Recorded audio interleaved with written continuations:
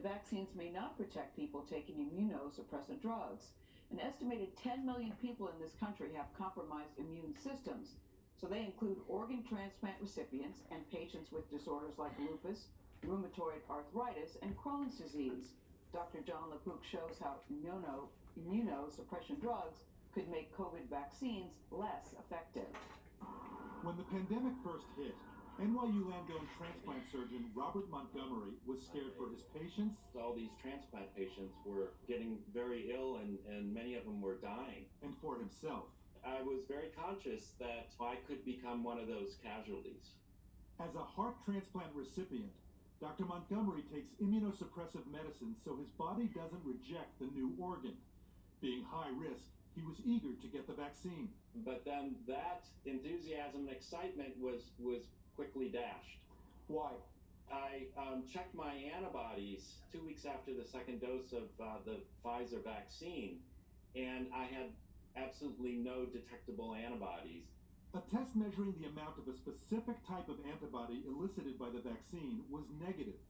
He suspected it was because the same medicine preventing organ rejection was also blocking a normal immune response. So I'm headed down now to the vaccination center.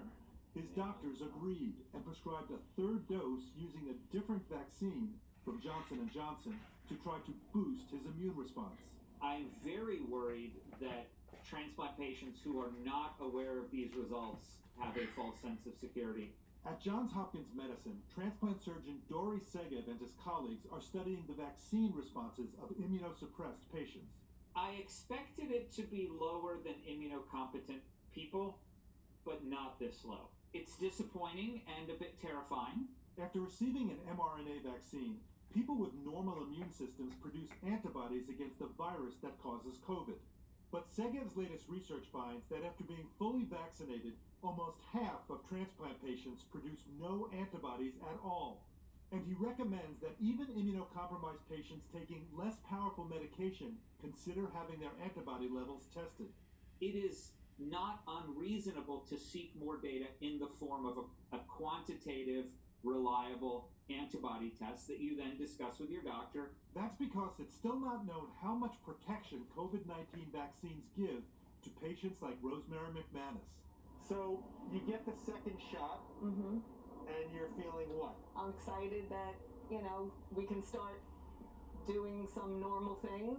The medication McManus takes for autoimmune disease, including rheumatoid arthritis, stops her immune system from attacking her own joints. My doctor keeps a close eye on me, so he did an antibody test on me. And what did it show?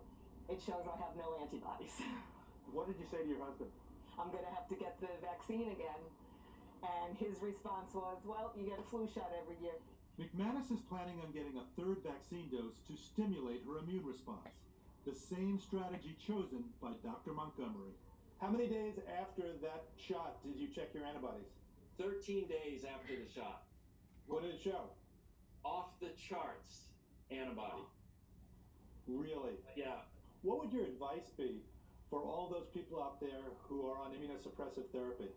Hang in there. Don't start taking chances at this point until we know more. Several of Dr. Montgomery's vaccinated transplant patients had to be hospitalized after contracting COVID-19. And Dr. Segev tells me he gets about 100 emails a day from worried patients. He still tells them, get vaccinated, and patients should not get a third vaccine unless their doctor arranges it. I like his smile when he said off the charts antibodies. John, number one, good to see you here in the studio with us. We love when this happens. So many different layers to COVID. So how do these mass guidelines affect people that have these compromised immune systems? Dr. Rochelle Walensky, who's the director of the CDC, specifically said when she was announcing these new guidelines, if you are immunocompromised or if you're on chemotherapy, a condition like that could weaken your immune response to these vaccines, you got to check with your clinician before taking off that mask. And so what are the questions you should be asking your doctor? Oh, and what the question is the big question, Gail, because you would say, okay, maybe just check your antibody level to that spike protein. And the problem is, And here's a new term that you're going to be hearing, the correlate of protection. I know it's a fancy schmancy term. Yeah. What antibody level correlates with what level of protection? We do not know that yet. And I spoke to Dr. Walensky yesterday about that. So stay tuned. I think for now, we don't want these people to have a false sense of security. And I think nothing really changes for them right now. They still need to double mask until we figure out more about exactly what the risk is for them and what we should do about it. Yeah, the correlate of protection sounds very clunky until you explain. I wanted to introduce that. You know, we're Okay. grown-ups, use your words. Yes, all right. Really not. Thank you, Donald Pook.